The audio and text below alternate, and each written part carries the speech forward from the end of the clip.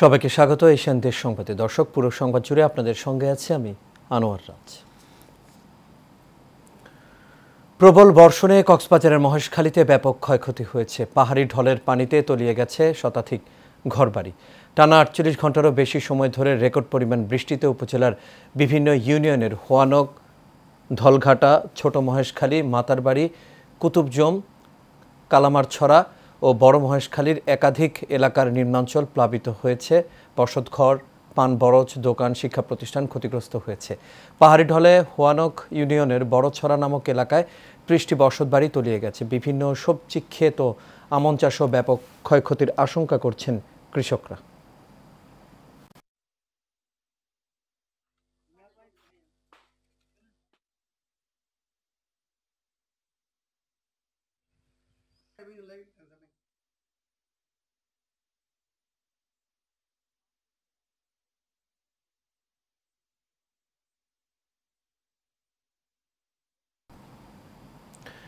গত ৪ দিনের প্রবল বৃষ্টিপাতে সাতক্ষীরা সদর উপজেলার বিনেরপোতা এলাকায় বেতনা নদীর বেড়ি বাঁধ ভেঙে প্রায় ৪০টি গ্রাম প্লাবিত হয়েছে। পানিতে তলিয়ে গেছে হাজার হাজার বিঘার মৎস্যঘের।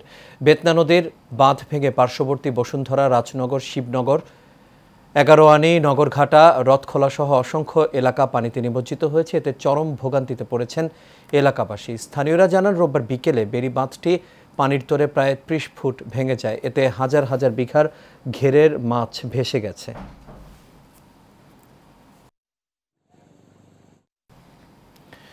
সিরাজগঞ্জের কাজীপুর উপজেলার মেঘাই পয়েন্টে যমুনা নদীর বাঁধ ধস নেমেছে। এতে বাঁধের ৮০ মিটার এলাকা বিলীন হয়ে গেছে। যমুনার ঘূর্ণাবতের কারণে শনিবার রাতে এই ধস নামে। এতে এলাকার মানুষের মধ্যে আতঙ্ক বিরাজ করছে। পানি উন্নয়ন বোর্ড জিও ব্যাগ ফেলে ভাঙন নিয়ন্ত্রণ করার চেষ্টা করছে।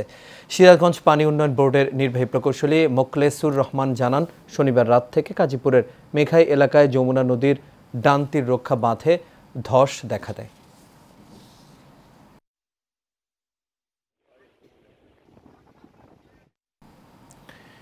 রাষ্ট্রীয় বৈষম্যের শিকার চট্টগ্রাম জেলার অন্তর্গত আনোয়ারা বাঁশখালী শঙ্খ নদীর ওপর নির্মিত তৈলারদ্বীপ সেতু হতে টোল প্রত্যাহারের আহ্বান জানিয়েছেন সাবেক মেয়র ও এমপি মাহমুদুল ইসলাম চৌধুরী।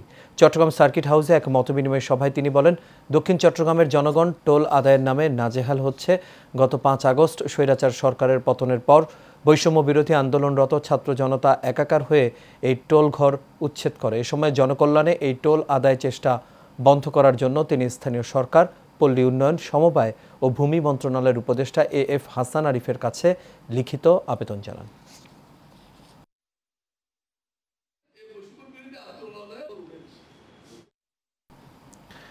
পটুয়াখালীতে কিছুটা কমেছে বৃষ্টিপাতের পরিমাণ, তবে গত ৫ দিনের টানা বৃষ্টিতে তলিয়ে গেছে অসংখ্য মাছের ঘের ও পুকুর। পানিতে নিমজ্জিত অবস্থায় রয়েছে কৃষকের আমন ক্ষেত।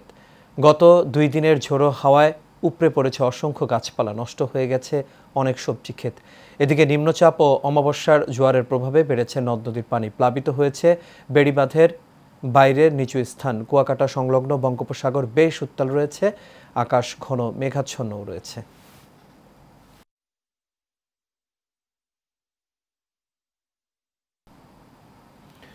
ঝালকাঠি নলসিটিতে গরুচোর সন্দেহে রাজ্জাক খান নামে এক যুবকের গণপিটুনিতে মৃত্যু হয়েছে।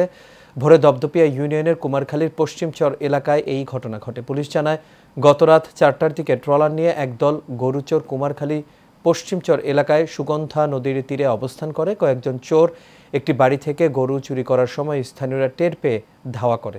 ভোরে রাজ্জাক খান নামে এক যুবককে স্থানীয়রা আটক করে গণপিটুনি দেয়। এতে ঘটনাস্থলে তার মৃত্যু হয়। তার সহযোগীরা এ সময় ট্রলার নিয়ে পালিয়ে যায়। ঝালকাঠির পুলিশ সুপার উজ্জ্বল কুমার রায় সহ ঊর্ধ্বতন কর্মকর্তারা ঘটনাস্থল পরিদর্শন করেছেন। এদিকে নিহতের স্ত্রী পাখি বেগম জানান, তার স্বামী চোর নয়, সে বরিশালের কালিজিরা এলাকায় শ্রমিকের কাজ করতেন। তাকে পরিকল্পিতভাবে হত্যা করা হয়েছে। রংপুরের ভারপ্রাপ্ত বিভাগীয় কমিশনার আজমল হোসেন বলেছেন, আবু সাঈদের আত্মত্যাগ আমরা যুগ যুগ ধরে স্মরণ করব, তাই এই বীরত্ব যুগ যুগ ধরে থাকবে। তিনি এ সময় আরও জানান, আবু সাঈদ মহাবীর। আবু সাঈদ দেশকে ভালোবেসে গণতন্ত্রের জন্য জীবন উৎসর্গ করে দিয়েছে এবং নতুন প্রজন্মকে তা উৎসাহিত করেছে। আবু সাঈদের আত্মত্যাগের মাধ্যমে যে স্ফুলিঙ্গ তৈরি হয়েছে, সেই দাবানলে এই দেশ নতুন করে আবার স্বাধীনতা পেয়েছে। দুপুরে রংপুরের পীরগঞ্জের বাবনপুরে বৈষম্য বিরোধী ছাত্র আন্দোলনে নিহত বেগম রোকেয়া বিশ্ববিদ্যালয়ের শিক্ষার্থী শহীদ আবু সাঈদের কবর জিয়ারত ও পরিবারের সাথে সাক্ষাৎ শেষে সাংবাদিকদের এসব কথা বলেন তিনি।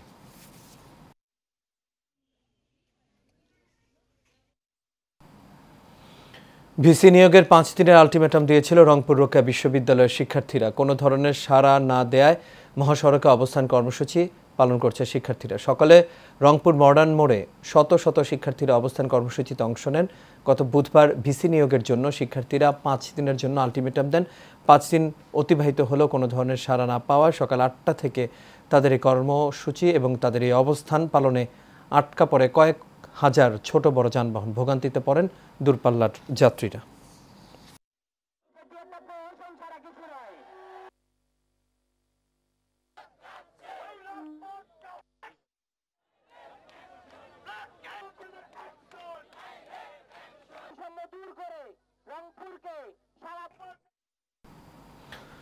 জাতীয় পার্টির জনপ্রিয়তা নষ্ট করার উদ্দেশ্যে একটি কুচক্রী মহল মিথ্যা মামলা দিয়ে জল ঘোলা করার চেষ্টা করছে।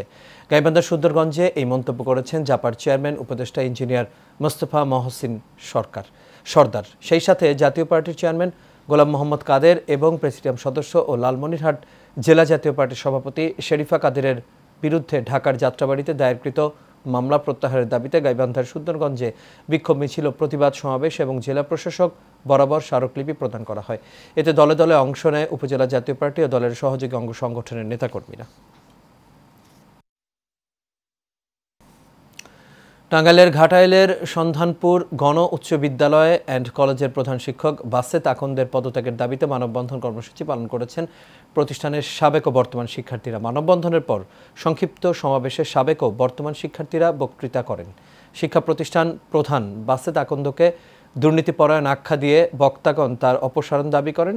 এছাড়া তারা ইতোমধ্যে দুর্নীতি করে কামানো টাকা ফেরত প্রদান, বাণিজ্যের মাধ্যমে নিয়োগকৃতদের নিয়োগ বাতিল, রাজনৈতিক ক্ষমতার অপব্যবহার, ক্যাম্পাসে মাদক ব্যবহার বন্ধ সহ 6 দফা দাবি উত্থাপন করেন। শিক্ষার পরিবেশ সুষ্ঠু সুন্দর রাখার দাবিও করেন তারা।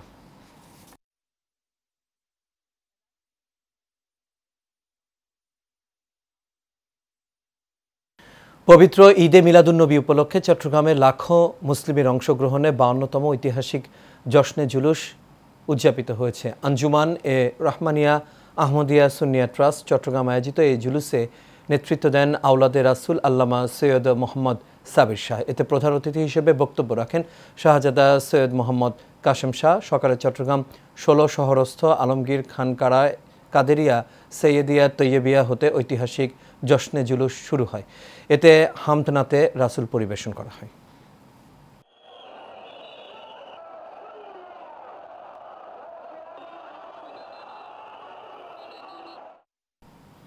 নারায়ণগঞ্জের রূপগঞ্জে পবিত্র ঈদে মিলাদুন্নবী উপলক্ষে হযরত মুহাম্মদ সাল্লাল্লাহু আলাইহি ওয়াসাল্লামের জীবন, কর্ম, শিক্ষার উপর উপজেলা প্রশাসনের আয়োজনে আলোচনা সভা ও মিলাদ মাহফিল অনুষ্ঠিত হয়েছে।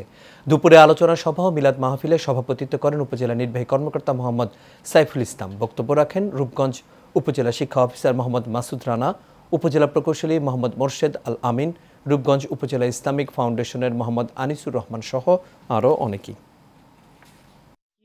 কিভাবে সহনশীল হতে আমাদেরকে বলেছে, এই বিষয়গুলো আপনাদেরকে প্রচার করতে হবে, এটা আপনাদের দায়িত্ব। আর যে ছাত্র আন্দোলন গণঅভ্যুত্থান উদযাপন উপলক্ষে আমাদের আজকের কালাম পাঠ থেকে তেলাওয়াত নিয়ে আসছেন মাওলানা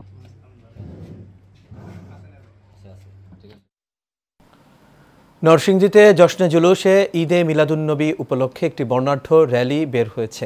আহলে সুন্নাত ওয়ালে জামাত ও ঈদে মিলাদুন্নবী বাস্তবায়নে কমিটি নরসিংদী জেলা শাখার উদ্যোগে সকালে বাসাইল পেশোয়ারি দরবার শরীফ থেকে বর্ণাঢ্য র্যালিটি বের হয়ে শহরের গুরুত্বপূর্ণ সড়ক প্রদক্ষিণ করে। এই সময় মোহাম্মদ নাসির উদ্দিনের সঞ্চালনায় সভায় কমিটির আহ্বায়ক তৈয়বুর রহমানের সভাপতিত্বে প্রধান অতিথি ছিলেন চট্টগ্রাম ফটিকছড়ির মাইজ ভান্ডার দরবার শরীফ আমিন মঞ্জিলের নায়েবে সাজ্জাদানশিন সৈয়দ মারুফ বিন কাদের মাইজ ভান্ডারী।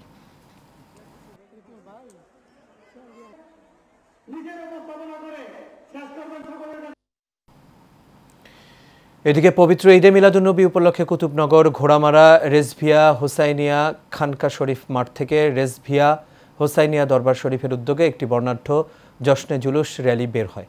পরে মাশরাফ ফকির বাজের বুড়িচং রেজভিয়া হোসাইনিয়া দরবার শরীফে আলোচনা সভা অনুষ্ঠিত হয়।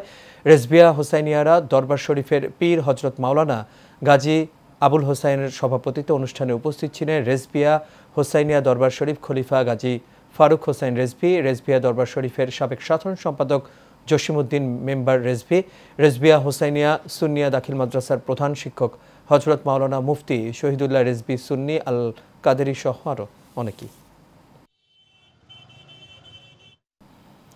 কুমিল্লার চান্দিনায় জমকালো আয়োজনের মধ্য দিয়ে পালিত হয়েছে পবিত্র ঈদে মিলাদুন্নবী। দুপুর থেকে শুরু করে সারাদিন ব্যাপী প্রিয় নবীজির শুভ জন্মদিন উপলক্ষে বর্ণাঢ্য র্যালি, আলোচনা সভা, মিলাদ মাহফিল অনুষ্ঠিত হয়। চান্দিনা পৌরসভার ছায়াকোট মাদ্রাসায় নুরিয়ার সামনে থেকে কয়েক হাজার মাদ্রাসার ছাত্রছাত্রী ও সাধারণ মানুষ এই র্যালিতে অংশগ্রহণ করে।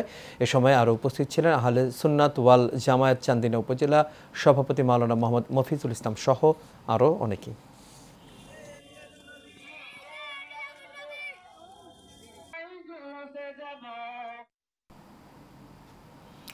বগুড়া নলডবি হজরত সৈয়দ খাজা মোহাম্মদ মোকাররম কালেমি চিশতি নওয়াজ দিল্লি ওয়াজ রহমতুল্লাহ আলাহির পবিত্র মাজার শরীফে পবিত্র ঈদে মিলাদুন্নবী উপলক্ষে আলোচনা সভা, দোয়া মাহফিল অনুষ্ঠিত হয়েছে। ঈদে মিলাদুন্নবী সাল্লাল্লাহু আলাইহি সাল্লাম উদযাপন উপলক্ষে খলিফা মাওলানা ইদ্রিস আলী সাহেবের সভাপতিত্বে ম্যানেজমেন্ট কমিটি সহ দূর দূরান্ত থেকে আসা ভাইদের নিয়ে এক আলোচনা সভা শেষে জিকির ও বিশাল র্যালি বের করে সকল আশেকগণ।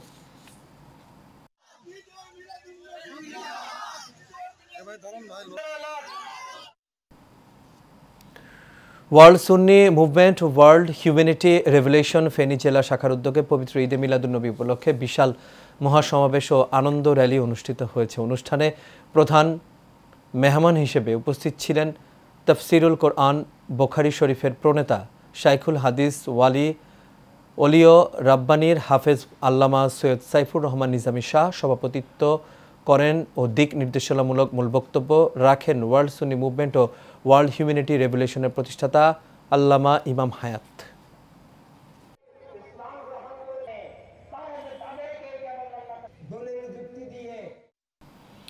গাজীপুরের কালিয়াকৈর উপজেলা আহলে সুন্নাত ওয়াল জামায়াত ও পীর মাশায়েখ সংগঠনের উদ্যোগে হজরত মোহাম্মদ সাল্লাল্লাহু আলাইহি সাল্লামের শুভ জন্মদিন উপলক্ষে পবিত্র ঈদে মিলাদুন্নবী সাল্লাল্লাহু আলাইহি সাল্লাম উদযাপন করা হয়েছে।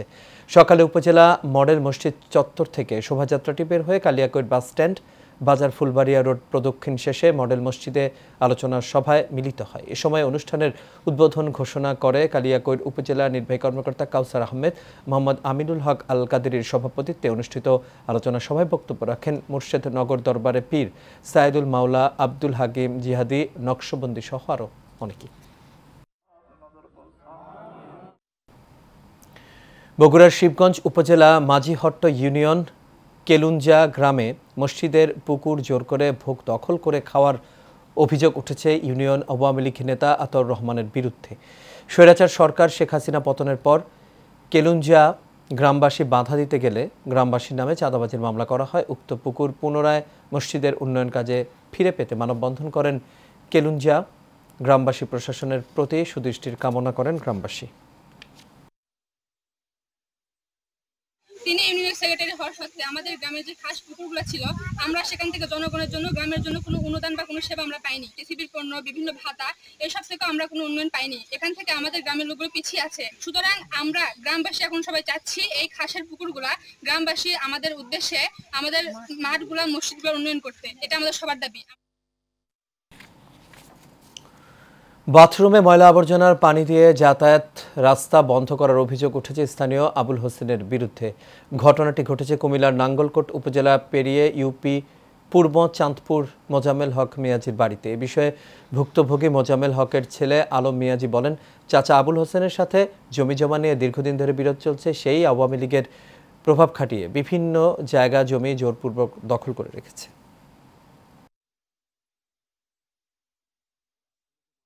চলতে পারে না, কারণ একটা লোকের ফতের মধ্যে যদি কোনো অবস্থা হয়, এটা হলো তার বাড়িতে যাওয়া রাজপথ। এখন যদি কোনো ফতের মধ্যে যদি কোনো অবস্থা হয়, তাহলে এটা তো একটা মানুষ কিভাবে চলে। তখন আমি এদেরকে অনুরোধ করছিলাম, কিন্তু অনুরোধ করার পর দিয়ে দেখা গেছে তারা এগুলা আমাদের অনুরোধ রক্ষা করে নাই। আমার এলাকার দিকে যাইতে যে রাস্তাটা আমার বাড়ির, এই বাড়ির রাস্তাটাও সীমানা পাচি তুলে দিয়ে জোর করি, তাও এখানে তার টাঙ্কির পানি, ময়লা পানির জন্য আমি হাঁটতে খুব কষ্ট হয়।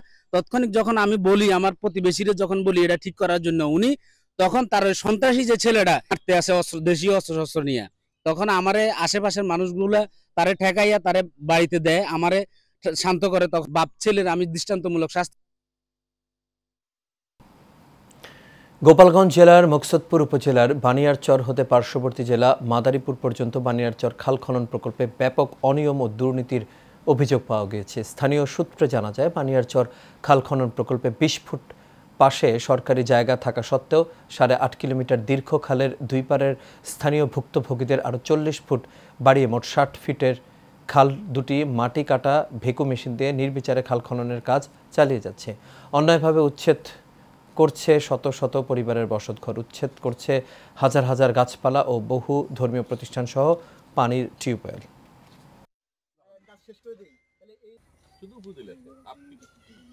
যে প্রজেক্টে আমাদের ক্ষতি হবে, আমাদের বাড়ি ধরে টান দেবে, এরকম প্রজেক্ট আমরা চাই না। যখনই এখানে 50 ফিট বা 60 ফিট কাটবে, এই 60 ফিট জায়গাটা আমাদের ব্যক্তিগত মালিকানা সম্পত্তি থেকে চলে যাচ্ছে। যেহেতু এটা হেড অফিস থেকে এটা অনুমোদন পাওয়া গেছে, সে তো গোপালগঞ্জ পানি উন্নয়ন বোর্ডের দরকার নাই যে বান্দারি পানি উন্নয়ন বোর্ডকে অবগত করার জন্য।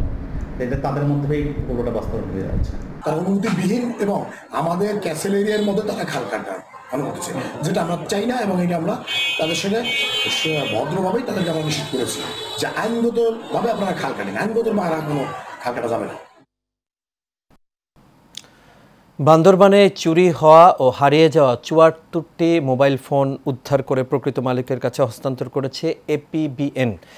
অতিরিক্ত ডিআইজি আলী আহমদ খানের নির্দেশনায় এসব মোবাইল ফোন হস্তান্তর করা হয়। এসব মোবাইল ফোনের মূল্য 17,60,000 টাকার বেশি। এছাড়া বিভিন্ন সময় বিকাশ নগদে ভুলক্রমে চলে যাওয়া 4,16,000 টাকার বেশি নগদ অর্থ গ্রাহকদের বুঝিয়ে দেওয়া হয়।